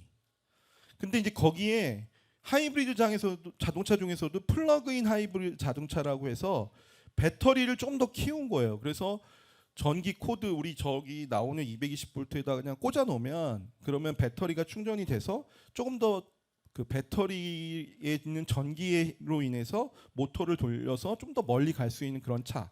그게 이제 하이브리드 자동차라는 겁니다. 그리고 이제 전기 자동차가 요즘에 많잖아요. 그래서 전기 자동차는 전기로 움직이는 자동차예요. 말 그대로. 그래서 다시 말하면은 배터리에 충전된 전기를 동력원으로 해서 모터를 회전시켜 가지고 그 모터의 힘으로 움직이는 차다라는 겁니다. 그래서 이거는 뒤에 뭐가 나오는 게 없어요. 그렇잖아요. 전기만 여러분들이 잘 충전하고 또 전기가 다 쓰면 또 전기를 충전하면 그러면 달릴 수 있는데 그래서 이 배터리라는 게 이게 또 굉장히 중요합니다. 그래서 우리나라가 배터리 강국이어서 전기차도 굉장히 좋은 성능을 가지고 있습니다. 그리고 또 우리가 이 충전 인프라가 필요해요. 전기차는. 그래서 여러분들 이런 데 앞에 주차장에 가보시면 바닥이 녹색으로 돼가지고 전기차 충전하는 데를 보실 수 있어요. 지금 굉장히 많이 확산되고 있죠. 그래서 그런 전기 자동차가 있다라는 거고요. 그러면 그 다음에 저희가 이제 수소 연료전지차를 얘기하다 보니까 우리가 수소에 대해서 조금 알아야 될 것 같은데 수소는 이렇게 H라고 이제 나중에 중학교 고등학교 가면은 화학을 배우는데 H라고 표시를 해요. 하이드로전 영어로 하이드로전이기 때문에 H라고 표시하는데 이게 우주에서 가장 많은 원소예요. 75%나 된대요. 그리고 공기보다 가벼워서 굉장히 잘 날아가는데 그렇지만 얘가 에너지 밀도라고 그래가지고 무게당 가지고 갈 수 있는 에너지는 제일 많아요. 그러니까 우리 배터리보다 한 150배 정도 돼요. 그래서 그리고 이게 이제 물이 분해되면서 얻을 수 있고 또 반응을 하게 되면 물이 돼요. 그러니까 물은 좀 깨끗하잖아요. 친환경적이잖아요. 그래서 이게 미래 에너지원으로서 굉장히 각광을 받고 있습니다. 그래서 이 수소를 이용하는 그런 그 자동차에는 동력원으로 연료 전지라는 게 있어요. 그래서 우리가 이걸 영어로 fuel cell이라고 하는데 이 수소 연료를 어떤 수소를 직접 모은 걸 써도 되고 어떤 우리가 알고 있는 탄화수소, 그러니까 가솔린이나 디젤 같은 거를 분해를 하면 수소가 나오는데 그 수소를 써가지고 전기 화학 반응을 일으키게 되면 그러면 전자가 이렇게 떨어져 나와요. 그러면 전자를 이용해서 전기 에너지를 활용하는 그런 동력 장치를 연료 전지라고 합니다. 그래서 여러분들 그 듀라셀 이렇게 장난감 같은 데 뒤에 있는 그 건전지 아시잖아요. 그 건전지랑 똑같다고 보시면 돼요. 근데 대신에 건전지는 뭘 넣고 나오고 하는 게 없잖아요. 근데 여기는 수소를 넣어주고 물이 나온다 이렇게 생각하시면 되겠어요. 그래서 그게 연료전지라는 거고요.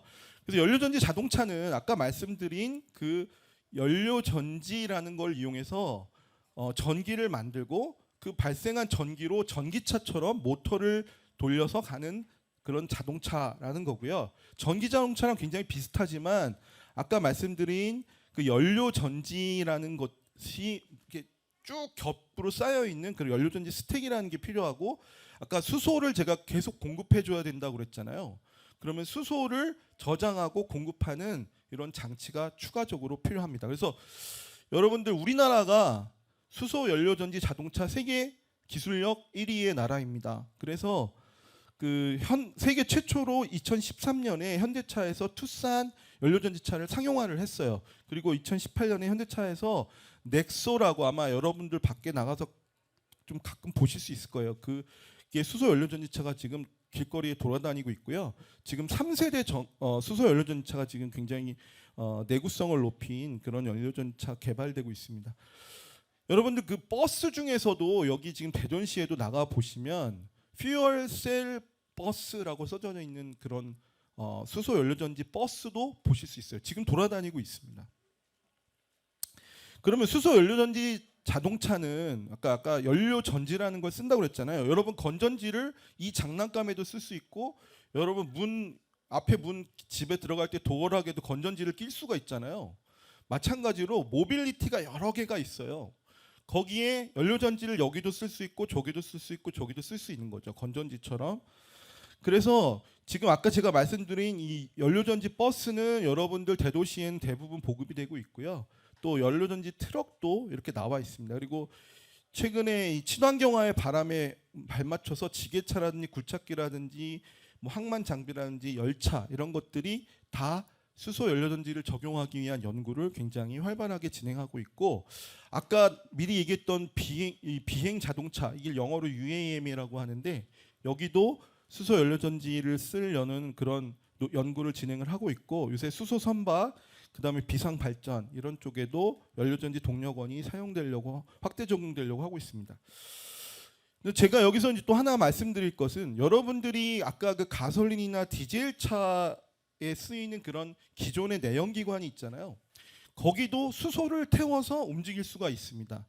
그래서 이거는 이제 수소 엔진 모빌리티라고 하는데, 기존의 가솔린이나 디젤 대신에 거기에다 수소를 태우는 거죠. 그래서 저희 기계연구원에서는 직접 부순사식 수소 엔진을 현대자동차랑 같이 연구 개발을 했고요. 요거는 여러분들 유튜브에서 수소 엔진 쳐보시면 바로 위에 나오니까 그 기술적인 내용은 그걸 참조하시면 됩니다. 그래서 세계적으로도 지금 이 수소 엔진 개발을 굉장히 많이 진행을 하고 있습니다. 그래서 BMW도 이렇게 수소 엔진 그 레이싱카를 만들었었고요. 도요타라는 회사에서도 이렇게 지금 차를 만들어서 성능 시험을 하고 있고, 독일에서도 수소 엔진 트럭이나 버스를 하고 있습니다. 일본에서는 아까 비행 자동차에 이 수소 엔진을 적용한 그런 연구 개발을 한다고 보고되고 있고, 미국에서는 이렇게 고고도 장기 채공 무인기에 수소 엔진을 써서 구동을 하겠다라는 연구를 진행한 바가 있습니다. 그러면 그 외에 또 수소 엔진 말고 또 뭐가 무탄소 동력원이 있을까 보면 암모니아라는 것이 있습니다. 여러분, 암모니아를 알고 계신 분이 있나요? 암모니아는 냄새가 되게 독해요. 여러분들 방귀 끼시면 거기도 좀 일부 들어 있어요. 그런데 그 암모니아라는 게 이 질소 하나하고 수소 3개가 붙어 있어요. 그러니까 여기도 탄소가 없잖아요. 그러니까 탄소가 없는 연료가 됩니다. 그래서 이것도 저희 연구원에서 굉장히 연구를 많이 하고 있는데, 이런 큰 대형 선박 같은 것들, 이런 것들은 암모니아를 연료로 써서 구동하려는 연구가 많이 진행되고 있습니다. 그리고 한 가지가, 여러분들 요즘에 그 전기가 신재생 에너지라고 해서 풍력이나 태양광에서 많이 얻어지잖아요. 그럼 그걸로 물을 전기 분해를 해요. 그럼 수소가 나오잖아요. 그럼 그 나온 수소하고 우리가 이런 모빌리티에서 CO2를 다량 나오는 거를 캡처한다고 그래요. 포집한다고 그래요. 그래서 그 포집한 걸 가지고 같이 이거를 합성을 하게 되면, 이거는 여기에 있는 CO2는 저희가 뭐 이미 나온 거를 회수한 거잖아요. 그러면 네트로 보면 이산화탄소를 발생시키지 않는 게 돼요. 그래서 이거를 합성 연료 또는 이퓨얼이라고 그러는데, 이게 탄소 중립 연료거든요. 이런 것들을 연구도 굉장히 많이 하고 있습니다. 그래서 이런 것들을 모빌리티에 적용하려는 연구를 하고 있습니다. 이게 이제 마지막 결론인데요. 유럽에서는 지금 내연기관 규제를 한다고 해요. 그래서 2030년, 2040년에 이제는 내연기관은 생산도 안 하고 판매도 안 한다라고 했습니다. 근데 최근에 조금 기조가 좀 바뀌고 있긴 하지만 미래에는 아마 이런 기존의 가솔린이나 디젤을 쓰는 그런 내연기관은 찾아보기 어려울 것 같습니다. 그러면 그 대신에 제가 지금까지 말씀드린 탄소를 줄이거나 아니면 탄소를 배출하지 않는 그런 동력원들이 아마 이런 모빌리티의 구동원이 될 것으로 전망이 됩니다. 그래서 지금 현재로는 이 배터리는 승용차 영역에서 연료전지하고 수소 엔진 같은 것들은 상용차나 기차 레벨에서, 그다음에 비행기는 이게 제일 하기가 어렵거든요. 그래서 비행기 같은 경우는 아까 말씀드린 합성 연료 그런 것들이 탄소 중립으로 구현하는 데 갈 것이고, 선박은 암모니아 같은 것들이 이렇게 동력원으로 연료로 친환경 연료로 사용될 것이다라는 전망을 하고요. 이런 모든 것들이 이 신재생 에너지로부터 얻어져야 됩니다. 여러분, 전기가 화력 발전을 해가지고 석탄 발전을 해가지고 얻어진 전기는 여러분 전기차에 충전을 해도 별로 이산화탄소 저감 효과가 없습니다.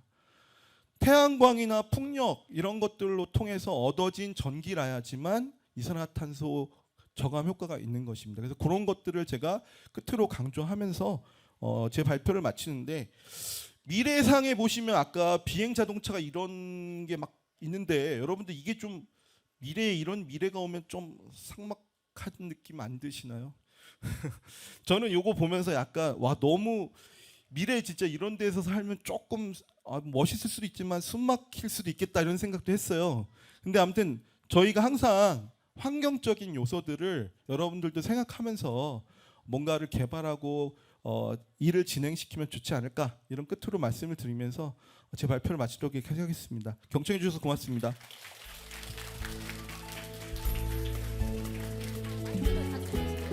네.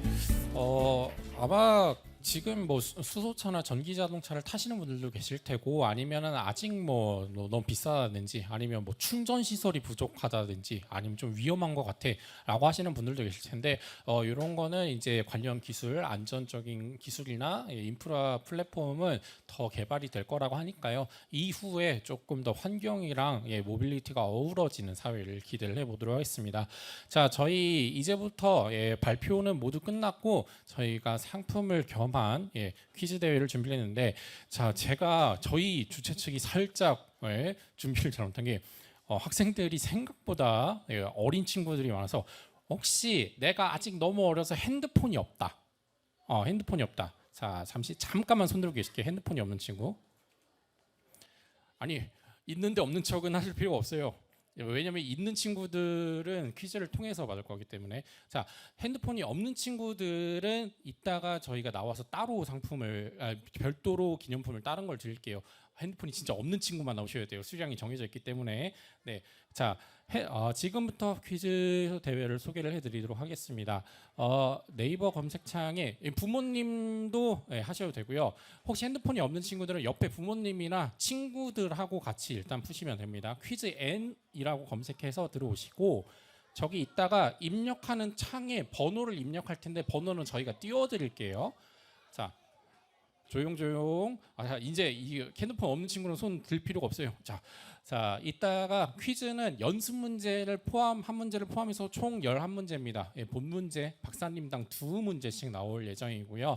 자, 1등부터 3등까지는 저기에 있는 꿈돌이 큰 인형을 드리고, 4등부터 19등까지는 텀블러를 드리도록 하겠습니다. 자, 퀴즈 N이라고 입력을 하시고 들어오시면 되고, 네, 자, 요 숫자 입력, QR 코드 이거를 찍고 들어오셔도 되세요. 자, 퀴즈 N이라고 검색을 하시면 되고, 자, P는 016238입니다. 016238 6개의 숫자.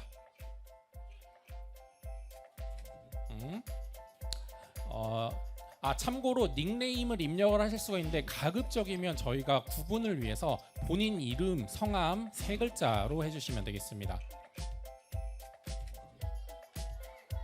지금 한꺼번에 많이 들어오시면서 지금 약간 딜레이가 걸리는 것 같은데, 차근차근 제가 조금 기다려 보도록 하겠습니다. 자, 그리고 안내사항을 드리면 요거 하고 마지막 우등사 선정하고 1층 둘러보실 예정이고요. 자, 친구들은 아쉬울 수가 있는데 지금 있는 그 앞에 있는 그 별 모양 봉은 두고 가셔야 돼요. 네, 별 모양 봉은 두고 대신 저희가 다른 기념품 하나 더 드릴 거예요. 별 모양 봉은 저희 다음 응원하는 분들도 쓰셔야 돼서 그건 아쉽지만 두고 가셔야 됩니다. 자, QR 코드 잠시 내려주시고 지금 들어오는 현황 지금 아예 뜨질 않는데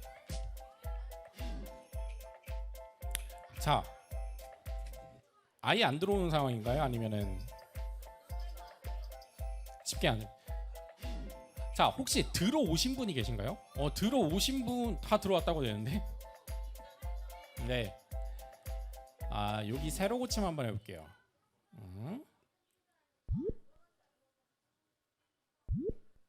네. 네. 아직 안 들어오신 분들은 좋습니다. 아우 이거 60. 자, 65명 중에 상위 3명 그리고 19등까지를 뽑겠습니다. 자, 내가 아직 못 들어왔다.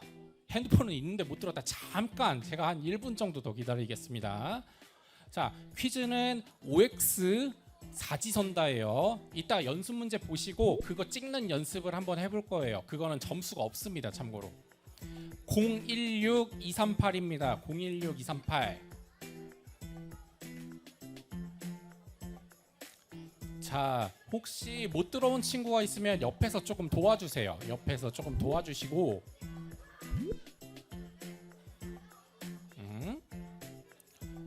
아유, 오늘 경쟁 엄청 나겠네요. 경쟁. 자, 준비를 해주시면 되고. 자, 미리 좀 안내를 드리지만 네, 행사가 끝나면 1층에서 홍보관 같이 둘러보시고 각자 오신 버스를 다시 타고 돌아가시면 되는 일정입니다. 자, 지금 들어오고 계시고, 자, 이름 확인 잘 해보도록 하고요. 오케이. 자, 되셨다고 준비를 하고 저희가 시간이 살짝 이제 72명. 자, 접속되신 분들은 괜찮아요. 문제 없습니다. 오케이. 연습 문제. 자, 연습 문제 배점 없어요. 이건 틀려도 괜찮습니다. 어떻게 나오는지만 이해를 하세요. 자, 스타트하도록 하겠습니다. 자, 연습 문제 틀리셔도 괜찮아요. 자, 이렇게 나올 거예요. 자, 오늘의 행사명. 이거는 틀려도 괜찮은데 안 틀렸으면 좋겠는데. 자, 과학마을 축제, 과학특공대, 사이언스 슬램D, 과학 퀴즈 D.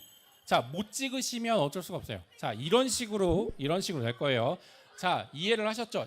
시간이 정해져 있기 때문에 그 시간 안에 누르셔야 돼요. 모르면 아무거나 찍으시기라도 하셔야 돼요. 자, 지금부터 10문제 바로 진행을 해보도록 하겠습니다. 준비. 첫 번째 문제.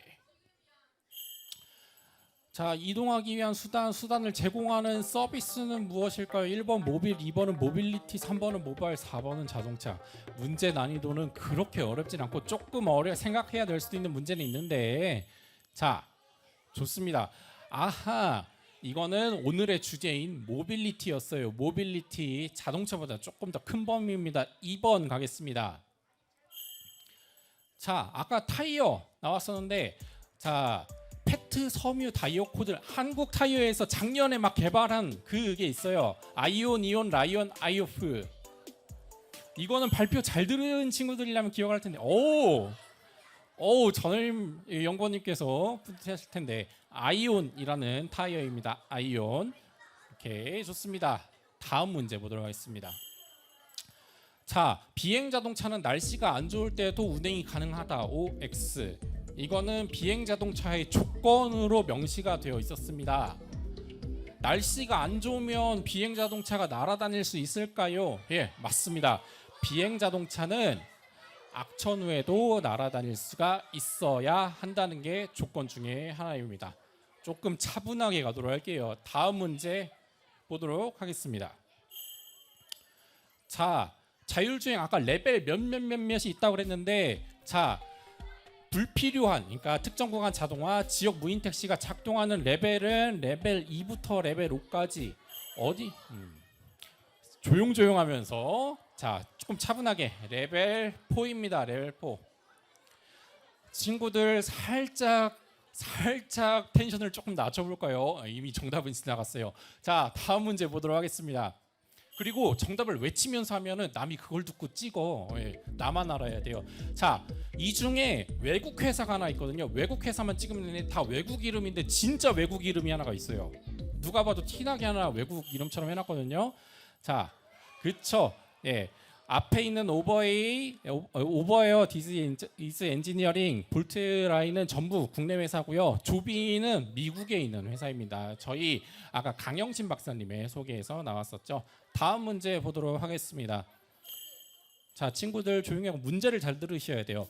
자, 마지막 최용 박사님 문제. 차세대 에너지원으로 매개체는 질소이다. 근데 이거는 문제가 영어로 하이드로겐이었어요.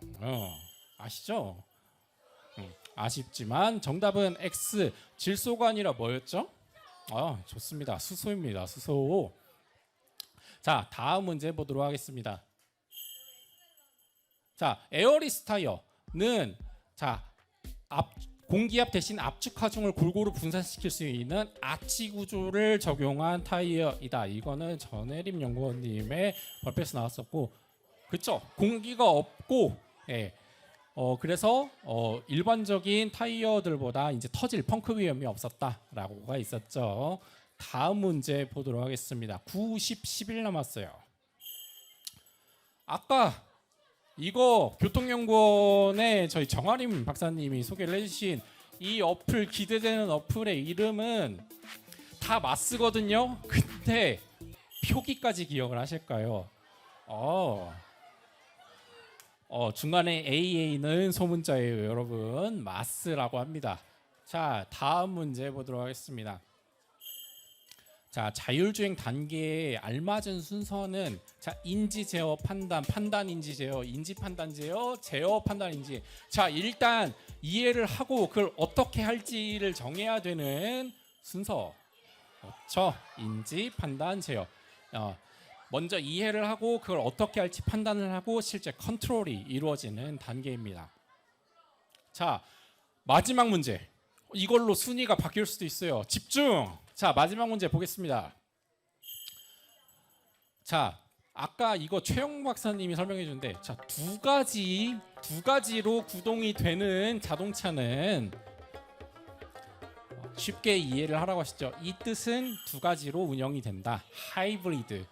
그래서 내연기관과 모터 또는 배터리가 함께 들어가 있다라고 있었죠. 그리고 요거 이제 마무리 단계가 끝나면 저희 1층으로 내려갈 거예요. 1층에 홍보관, 저 반대편에 도서관이 있어서 함께 보고 가도록 하겠습니다. 자, 오늘 5분의 박사님이 함께 수고를 해주셨는데 마지막으로 무대 위로 한번 모시도록 하겠습니다. 네, 5분 박사님 함께 다시 올라오실게요.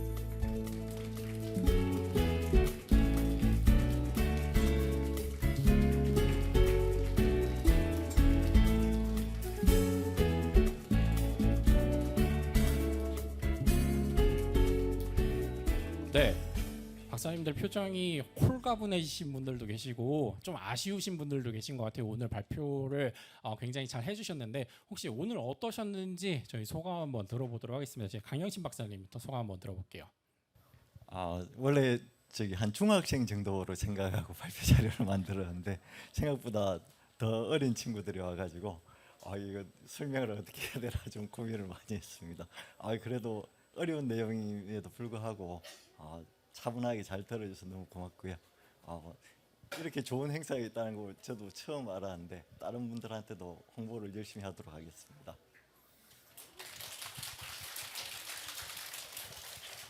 네, 저도 긴장 되게 많이 했었는데 다들 반응 너무 잘 해주셔가지고 재밌게 잘 했었던 것 같습니다. 네, 오늘 뭐 즐거운 하루 되셨으면 좋겠는데 네, 마지막까지 감사합니다.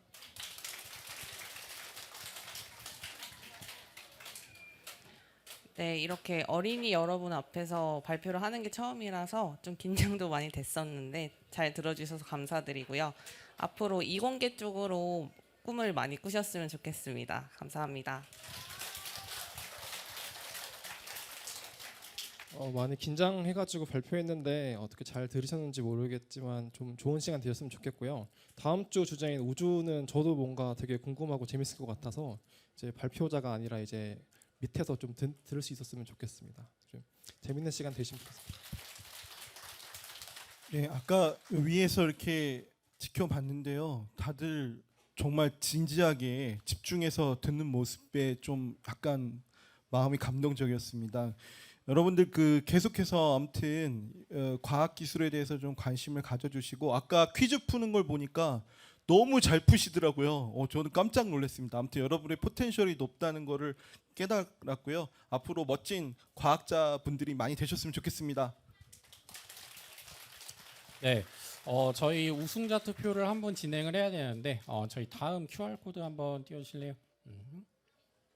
자, 네, 저희 오늘 우승자 투표가 있을 예정이에요. 그래서 핸드폰 QR 코드로 들어오셔서 5분이 있을 텐데 정말 고르시기 힘드시겠지만 한 분을 찍어주시면 됩니다. 자, 이거는 제가 항상 누누이 말씀드리는데 어떤 분이 질적으로 우수한 연구를 한다, 비싼 연구를 한다 그런 게 아니라 오늘 나에게 정말 과학적인 재미와 흥미, 지식과 꿈을 주신 나만의 과학자분께 한 분을 찍어주시면 됩니다. 네, 나만의 프로듀스 과학자입니다. 네, 그래서 우승하신 한 분은 저와 함께 12월 왕중왕전으로 가도록 하겠습니다. 과연 올해 첫 슬램디 4월의 첫 왕은 어느 분이 되실지 좀 궁금하신데 찍으시기 힘드시겠지만 그래서 저희 오늘 비행 자동차도 있었고, 네, 모바일 서비스도 있었고, 타이어도 있었고, 자율주행 기술도 있었고, 그리고 친환경 수소 기술도 있었는데 여러분들께서는 어떤 과학기술의 강연이 제일 기억에 남으셨는지 궁금하고요. 그리고 아까 말씀하셨지만 오늘 이 자리가 계기가 돼서 또 어떤 학생이 과학의 꿈을 가지고 나중에 과학자가 되셔서 이 무대에 쓰실지 저도 좀 기대를 하고 있습니다. 그래서 그 투표 결과를 한번 기다려 보도록 하고요. 네, 투표 결과는 혹시 나왔을까요? 오케이, 투표 결과 나왔다고 하는데 과연 어떤 분이 여러분들의 투표를 받았을지 두구두구 하면서 첫 우승자를 공개해 보도록 하겠습니다. 어느 분이 나와도 큰 박수 부탁드릴게요. 자, 오늘 우승자는 이분입니다. 아우, 축하드려요. 강정규 박사님께서 우승을 차지를 하셨어요. 네, 강정규 박사님께서 굉장히 오늘 자율주행 기술에 대해서 설명을 해주셨는데 알찬 강연이었던 것 같고, 자, 가운데로 오시고 우승자 소감을 제가 안 들어볼 수가 없거든요. 우승자 소감. 네, 이렇게 많이들 이렇게 호응해 주셔서 너무 감사하고요.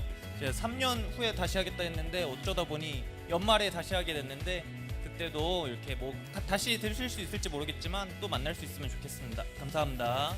네, 우승자뿐만이 아니라 함께해 주신 네 분의 과학자분들께도 항상 감사의 인사를 드리고요. 저희 중앙으로 오시고 다시 한번 다 같이 이제 일자로 서서 인사를 한번 드리고 마무리를 할 예정입니다. 이후 프로그램 진행되는 거는 제가 인사드리고 안내를 한번 드릴게요.